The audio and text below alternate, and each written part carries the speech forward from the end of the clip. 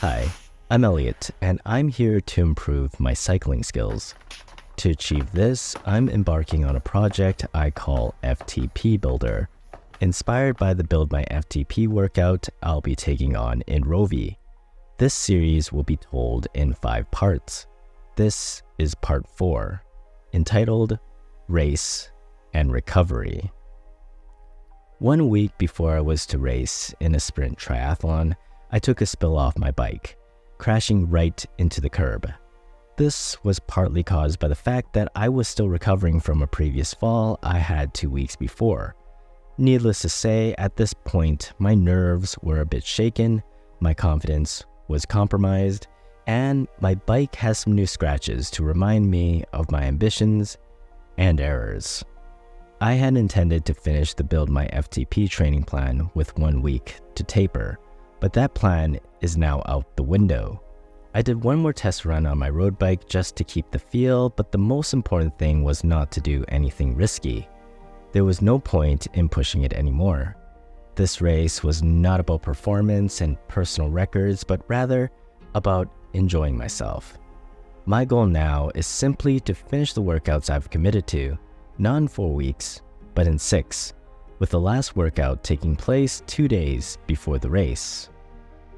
The final workout for the Build My FTP training plan was an easy ride that lasted just under 30 minutes. It was steady most of the way with 2 significant bursts at the 3/4 mark. Overall, my legs felt great. When I consider how strong they feel, it's hard to believe that I won't be able to use them to their full potential. The thought of descending fast or taking a sharp turn still made me nervous. All the indoor training had been great, but having lost so much confidence outside was just disappointing. Sadly, injuries are a part of the sport. Like I said, coming out with just a sore elbow, a few scratches on my body, and minor damage to my bike was really a lucky outcome. It could have been much worse. In the end, the accident was a good learning experience.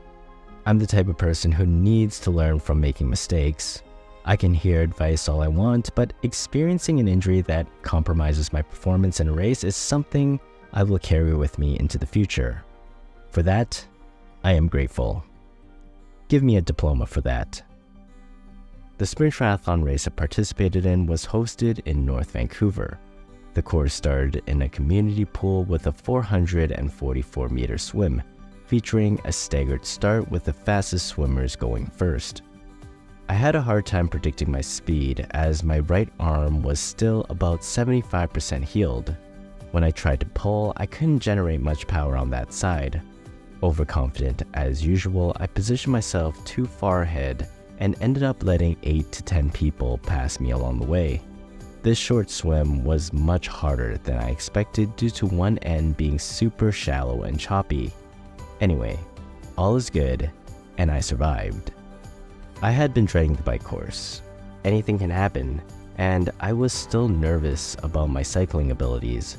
So, I took my time preparing at T1, making sure I had everything I needed. I took a gel and got up the initial hill into the course, which was an out and back that I had to complete 4 times.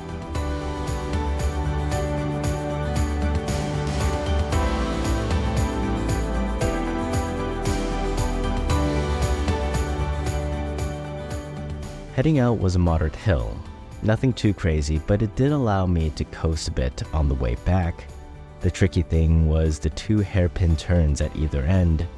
With my nerves, I might have hit a cone on the last lap out. Luckily, I didn't fall off my bike this time and embarrass myself. I'm genuinely pretty happy with the way it went. Confidence up 10%. Once the bike leg was done, the run was a piece of cake. Even though it was a hilly course with over 90 meters of elevation gain, I felt great and finished strong. If I came in 100%, I'm honestly not sure how much better I could have done. Maybe a minute faster in the swim, maybe another minute on the bike. We'll never know. In the end, I finished somewhere in the middle of the pack, and the race worked out in its own unique way. And that's all you can ask with this stuff sometimes.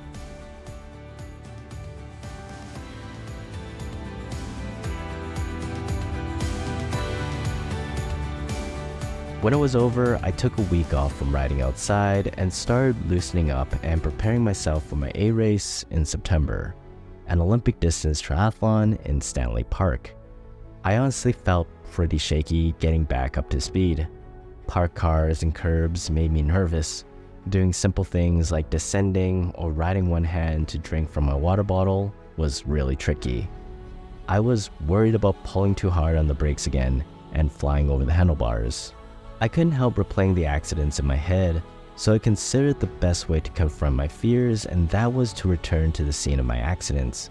Riding past where I'd crashed and seeing how innocuous the road was, I wonder how I even fell the first time. I chalk it up to just having a lack of focus that one time. A one-time thing. Let's move on. After a month of just getting back into the groove with safe indoor riding and light runs, I prepared myself for the final chapter of this project. At the start, I gathered some baseline numbers for this experiment. I finished the indoor Rouvy Stanley Park course in 1638 and the outdoor course in 2058. In the conclusion of Project FTP Builder, I'll return there and see if I can beat my time. Stay tuned for the final installment and subscribe so you don't miss it.